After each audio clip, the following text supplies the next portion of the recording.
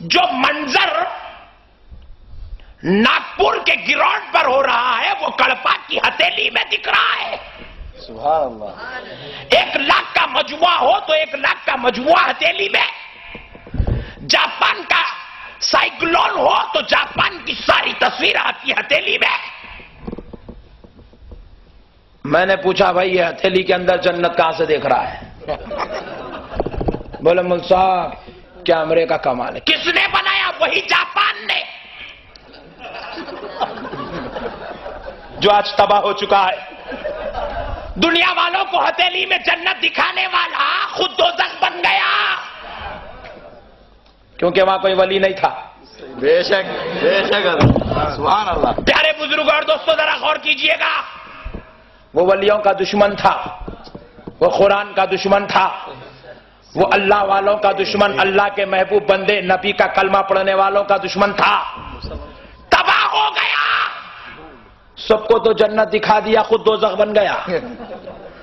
ذرا میں نے پوچھا کہ بھئی ہتھیلی میں یہ اتنا بڑا گراؤنڈ, اتنا بڑا مجموعہ, اتنے پلرز کیسے دکھ رہے ہیں؟ بولے مول صاحب کیمرے سے. میں نے کہا کیمرہ کس نے بنایا؟ بولے انگریز نے. میں نے پوچھا انگریز کس کو کہتے ہیں؟ آدھی چڈی گوری چمڑی کو انگریز کہتے ہیں. انگریز وہ ہے جو شراب پیے. تعریف کر رہا ہوں, برا مت مانی, حقیقت ہے. آپ مانو تو بھی چلے گا, نہیں مانو تو بھی چلے گا. سمجھ میں آئے تو قبول, ورنہ واپس حیدرآباد لے جاؤں گا. پیارے بزرگ اور دوستو, انگریز وہ ہے جو شراب پیتا ہے, انگریز وہ ہے جو زنا کرتا ہے, انگریز وہ ہے جو بدجنور کھانا جائز سمجھتا ہے, انگریز وہ ہے جو حرام خوری کرنے کو گناہ نہیں سمجھتا. ارے جب اتنا بڑا گناہگار ہو اس پر خدا کا فضل ہو جائے تو وہ ہتھیلی میں 1 لاکھ کا مجموعہ دکھا سکتا ہے. تو مجھے کہنے دو, جب فضل انگریز پر ہوا وہ لاکھوں کا مجموعہ ہتھیلی میں دکھا دیا, اگر وہی فضل غوث اعظم پر ہو جائے اور وہ ہتھیلی میں دنیا کو دیکھ لے تو کیا تعجب کی بات. نعرہ تکبیر, نعرہ رسالت, غوث کا دامن, خواجہ کا دامن. اولیاء اللہ دنیا کے انتخاب کا نہیں, خدا کے فضل کا نام ہے. اللہ جس پہ فضل کرتا ہے وہ ولی بنتا ہے. پیارے بزرگ اور دوستو, ہمیں ضرورت ہے کہ ہم ولی کو سمجھنے سے پہلے خدا کی قدرت کو سمجھیں. خدا کیا کر سکتا ہے, کیا نہیں کر سکتا. ولی اپنی طرف سے کچھ نہیں کرتا, وہی کرتا ہے جو خدا اس سے کرواتا ہے. خدا جو اس سے کروانا چاہتا ہے ولی وہی کرتا ہے. اس لیے میں کہتا ہوں کہ جو اولیاء اللہ کا دیوانہ ہو گیا وہ دنیا میں بھی کامیاب, وہ آخرت میں بھی کامیاب ہے. 2 باتیں سن لو, اپنی بات ختم کرتا ہوں. ہمارے حیدرآباد میں فسلان سر میں ایک بزرگ رہتے ہیں جن کا نام حضرت سید احمد بادپا رحمت اللہ علیہ. بادپا جو آپ کا لقب ہے, آپ کا نام سید احمد ہے, آپ کو بادپا کہتے ہیں کیونکہ آپ ہوا میں اڑ رہے تھے, ہواؤں میں اڑتے تھے. صاحب بولے مل صاحب انہوں آدمی چنا جی ہواؤں میں اڑتے تھے, دیکھے آپ لوگ؟ ہم بولے ہم نہیں دیکھے, دیکھے سو والے بولے تو یقین کر لیے.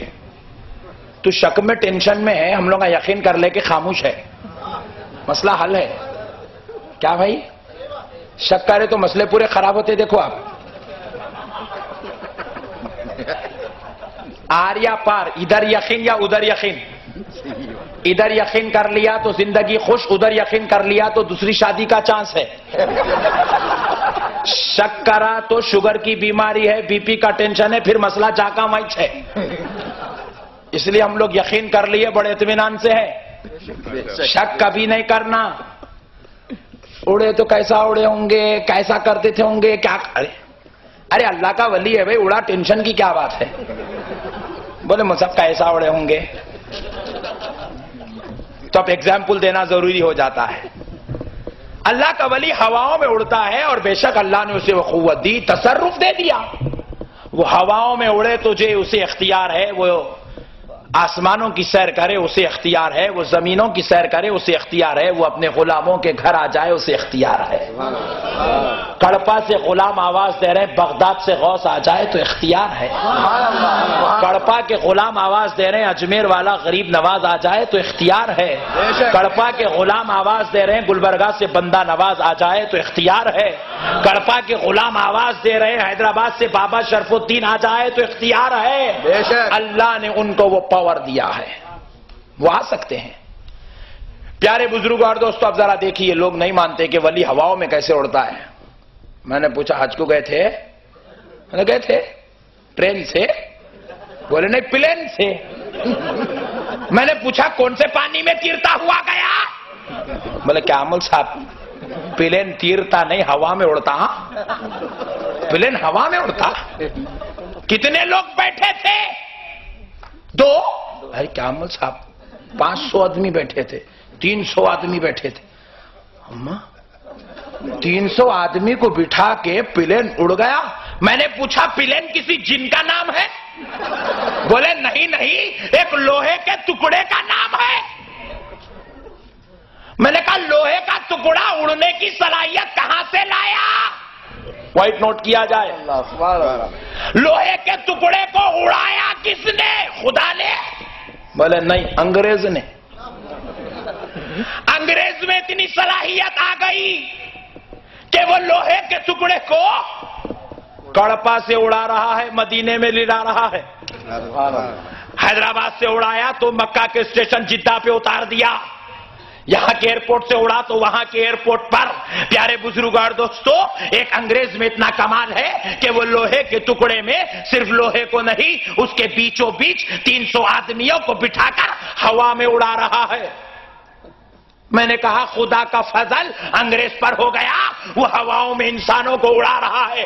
ارے جب انگریز پر فضل ہو وہ 300 آدمی کو اڑا لے، تجھے ٹینشن نہیں، خدا اپنے فضل سے ولی کو اڑا دے تو ٹینشن کی کیا بات ہے؟ اللہ کا ولی ہے، اللہ اپنے فضل سے اڑا رہا ہے۔ اللہ کا ولی تصرف کر کے جائے تو کوئی تعجب کی بات نہیں ہے۔ پیارے بزرگ اور دوستو، یہ اولیاء اللہ کا تصرف، خدا کا فضل، مصطفیٰ کا صدقہ ہے۔ اب آخری بات سن لیجئے، بڑی پکی بات ہے۔ بعض لوگوں کو قرآن حدیث سمجھ میں نہیں آتی، مگر یہ بات ضرور سمجھ میں آ جائے گی، کیونکہ ان کے مولوی صاحب نے کہا ہے۔ اشرف علی تھانوی صاحب مغرب کی نماز کے بعد روزانہ اپنے مریدوں کو درس دیتے تھے۔ ان کا نے بھی مریدی کا سسٹم تھا۔ اشرف علی تھانوی صاحب مرید بناتے تھے، مگر ان لوگ بعد والے بولے نہیں سب بیکار بات ہے، نہیں کرنا، حضرت بھی غلط کرے بولے۔ اللہ خیر کرے، کیونکہ ان کو معلوم ہے اگر یہ اجازت دے دی ہے تو پورے جا کے سنی بن جاتے، یہاں کوئی بھی نہیں رہتا، اس لیے بولے نہیں مرید نہیں بنانا۔ مگر ان کے پاس مرید تھے، آپ پوچھئے۔ اشرف علی تھانوی صاحب صابریہ سلسلے کے مرید تھے، خلیفہ بھی تھے۔ تو الغرض اشرف علی تھانوی صاحب روزانہ بیان کرتے تھے، ان کے مریدین وہ معتقدین اور شاگرد لکھ لیا کرتے تھے۔ کتاب بن گئی ایک موٹی تازی، اچھا لکھ لیا، روزانہ جمع ہو گیا، اتنے پیجز بن گئے تو اس کا ایک کتاب بنا دی، اس کا نام دے دیے افادات یومیہ۔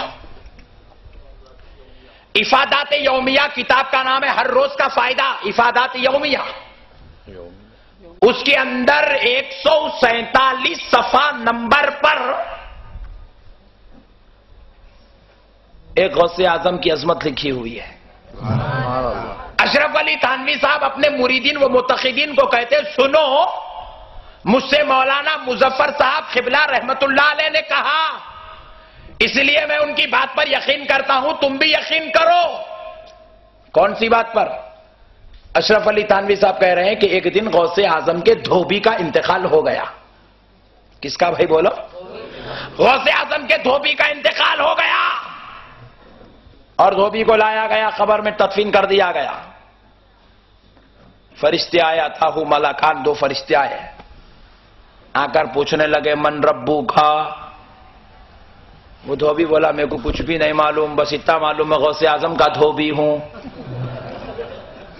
یہ اشرف علی تھانوی صاحب بول رہے ہیں، ہمارے سے پوچھو بھی مت اب دلیل۔ ہم لوگ خبر کے اوپر پہ آتا بولے تو آپ لوگوں کو ٹینشن ہے انہوں تو اندر کی بولے. غوث اعظم کے دھوبی سے پوچھا گیا من ربو کا، تو دھوبی نے جواب دیا مجھے کچھ نہیں معلوم، بس اتنا معلوم کہ میں غوث اعظم کا دھوبی ہوں. پھر پوچھا ماں دینوں کا، نہیں معلوم جی میرے کو کچھ بھی، غوث اعظم کا دھوبی ہوں بس اتنا ہی معلوم. تیسرا سوال ہوا ما کنت تقول فی ھذا الرجل لمحمد صلی اللہ علیہ وسلم. دھوبی جلال میں آ گیا. سنا نہیں آپ نے؟ جب سے کہہ رہا ہوں غوث اعظم کا دھوبی ہوں، بس اتنی بات سن لو. اچھی طرح کپڑے پاک پانی سے دھوتا تھا، پاک مقام پہ سکھاتا تھا، پاک انداز میں طے کر کے غوث اعظم کو دے دیتا تھا. آگے کچھ مت پوچھنا. فرشتے جانے لگے. دھوبی سمجھا ڈر کے جا رہے ہیں کیونکہ اب چوتھا سوال ہی نہیں ہے، اس لیے فرشتے چلے گئے. اشرف علی تھانوی صاحب کہتے ہیں فرشتے گئے، اللہ سے کہنے لگے مولا خبر کا سسٹم بدل گیا.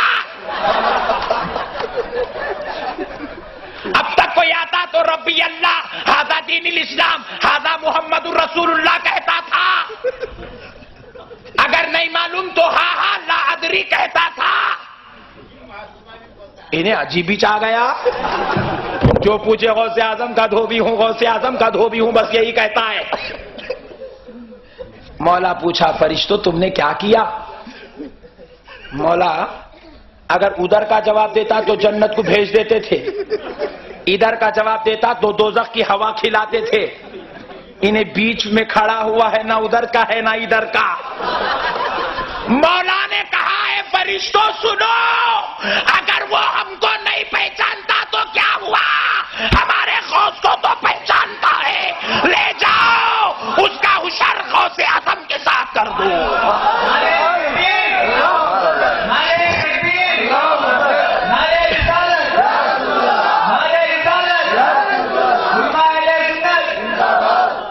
لے جاؤ اسے غوث اعظم کے ساتھ ڈال دو. غوث جدھر جائیں گے وہ ان کا دھوبی ان کے ساتھ جائے گا. سبحان اللہ سبحان اللہ. یہ کسی سنی نے نہیں لکھا بھائی، اشرف علی تھانوی صاحب کا قول ہے. غوث اعظم کے دھوبی کی یہ شان ہے کہ وہ غوث اعظم کا نام لیا تو جنت میں چلا گیا، وہ بھی خبر کے اندر. پھر ہم اوپر بیٹھے اور غوث اعظم کا نام لیں اور جنت میں نہ جائیں تو یہ کیسے ہو سکتا ہے؟ اس لیے میرے پیارے بھائیوں، اللہ کا واسطہ، اس کے رسول کا واسطہ، رسول اللہ کا دامن مضبوطی سے تھامو اور اولیاء اللہ کی محبت کو مضبوطی سے پکڑو. 5 وقت کی نماز کی پابندی کرو. نماز کے بغیر کوئی چارہ نہیں ہے. غوث اعظم بھی ہم سے ناراض ہو جائیں گے اگر ہم نماز چھوڑیں گے، رسول اللہ بھی ناراض ہو جائیں گے اگر ہم نماز چھوڑیں گے. ماں باپ کی نافرمانی ہرگز مت کرو، ماں باپ کے ساتھ بدسلوکی ہرگز مت کرو. اللہ والوں کے در کی ٹھوکروں پہ زندگی ضرور گزارو اور خدا کے دربار میں سجدے بھی کرتے رہو. اللہ کی بندگی، مصطفیٰ کی غلامی کرتے رہو. ہر سنت پہ عمل کرتے جاؤ. خدا کی قسم دیکھو، دنیا نیوکلیئر بنا لی لیکن لے کر نہیں گئی. صدام حسین تخت و تاج بنا لیا مگر لے کر کچھ نہیں گیا. راجشیکھر ریڈی صاحب نے کے پی کو اپنا اسٹیٹ تو بنا لیا، خدا کی قسم لے کر کچھ نہیں گئے. ارے جب یہ بڑے بڑے سورما اس دنیا سے کچھ نہیں لے گئے تو آپ کیا لے جائیں گے، میں کیا لے جاؤں گا؟ اس لیے جو ساتھ میں جائے گا وہ سجدے کرنا ساتھ میں آئے گا، رکوع کرنا ساتھ میں آئے گا، اللہ کی عبادت کرنا ساتھ میں آئے گا، مصطفیٰ کی غلامی ساتھ میں آئے گی. اس لیے مصطفیٰ کے غلاموں آج قسم کھا لو کہ مصطفیٰ کی سنتوں پر اور غوث اعظم کے نقش قدم پر زندگی گزارو گے.